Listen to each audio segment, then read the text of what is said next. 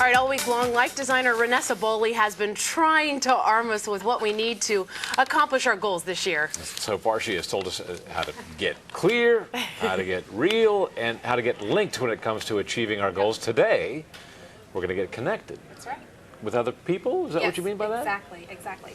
Because we can hit our goals as quickly or as slowly as we want, but that's largely dependent on how well we're connected with other people. So whether you have 200 friends or whether you have 20, the people that you know are the best and fastest way to land a job, to meet that perfect hottie, to help you expand your business, whatever it is that you're trying to do. So I tell people when it comes to goals, this is not the time to be the Lone Ranger.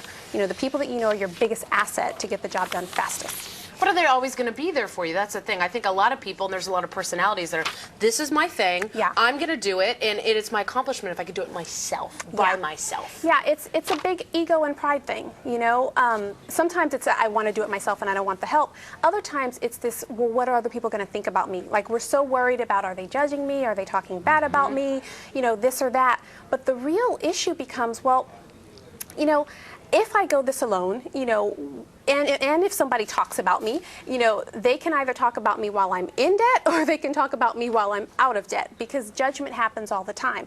And so if you know people who can get you where you need to go, you want to get over your ego to be able to do it as fast as possible, because sometimes going alone, it takes you a long time to do the whole trial and error kind of thing. Fine. If you try to achieve things by yourself all the time, it ends up oftentimes being, you know, just hitting your head against the wall again and again and again. Yep. Friends and people who you can rely on open up different Exactly. ways of thinking in your mind. It's true. You know, I tell people, take inventory of who you know. So make a list of your friends, your family, your coworkers, your acquaintances, and then pinpoint who's strong in the area that you want to change in. So maybe you know someone who is strong in their finances, or someone who gets organized like the last guest was. Or you know a happily married couple after 20 years and they're still chasing each other around the bedroom. Like, those are the people that you want to get advice from, because they can help you change your goal as quickly as possible. Find out what works. It's kind of like networking, I guess, when you say you reach out to people. Exactly. How do you do it without being so obvious as in, help me, you know? Well, it is about being obvious, you know, because sometimes in our pride, we don't want to wave the, you know, the white flag that says, oh my gosh, you know, I'm drowning in my marriage or in my finances or in my weight. But that's the truth. You're drowning. And if somebody can get you out quicker, I tell people, I say, weigh your ego with your problem and see which one weighs more.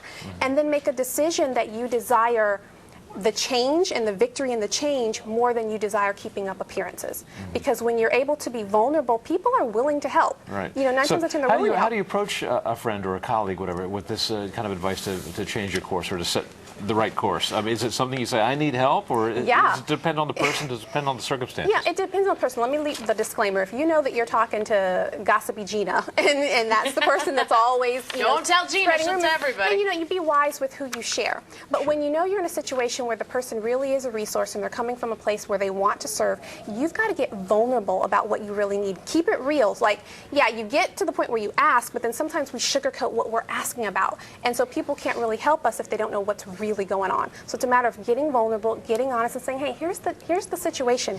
Do you know anyone who knows anyone who might be able to help me here? And if you're always failing, or at least not reaching your goals, so to speak, you need to reach out. Exactly. And the point is, it becomes, you can wallow. You know, people oftentimes will stew in their mess, you know, and they'll stew and they'll stew and they'll stew, when the solution to that pain is really on the other side of a phone conversation or on the other side of an introduction. And it's kind of like, what's the point? Again, weigh your ego with your circumstance and then figure out which one is worth it more to you. Now, when does asking a friend for advice or comfort become being too needy?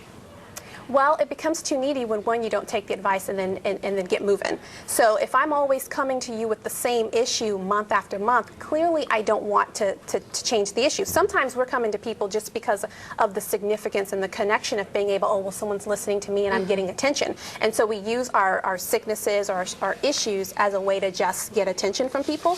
And folks can tell right away. If I've told you 12 times to do the same thing, hello. Right. And that's pretty tough. We all have a friend like that, whether it be relationships or weight loss or something, more of relationships. You know, I told you not to get back with him or whatever, and they're always coming back to you. I mean, if you're that friend, if you're that person, you need to give them a reality check or just kind of let go a little. What would you say? It's about being honest. Now, I don't have to be rude to you or, you know, to belittle you or whatnot, to say, hey, you know, we've been talking about this for the last 3 months. Are you going to put up or shut up, you know, in a loving kind of way? But what are we going to do here? Like, I don't want to hear about it again if we've not made X, Y, or Z steps. And so you give your friend the gift of honesty honesty, and then you call them to the mat and hold them accountable to who they need to be. Now, how about if you're the person who is receiving that kind of approach from somebody who wants to change the course of their lives? And you're a busy person. I know this happens to me sometimes in colleagues or from younger people, and I'm sure it happens to you all the time. How do I get a job in television?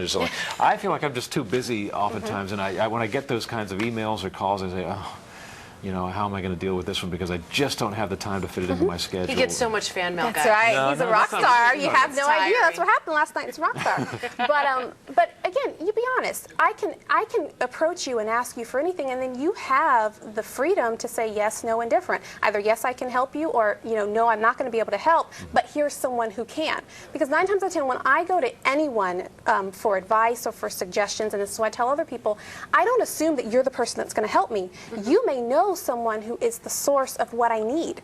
So when you go in with that idea and that attitude, it's like, I can't lose. I can't lose. You might be the person that can help, or somebody else. Put them in touch with somebody, so helping somebody else help them. Because a lot of time it can be a lot. Yeah, but don't give begrudgingly, because then you make the other person who's asked for your help feel bad for that. Right. So just be honest with what you're willing to do and what you're not.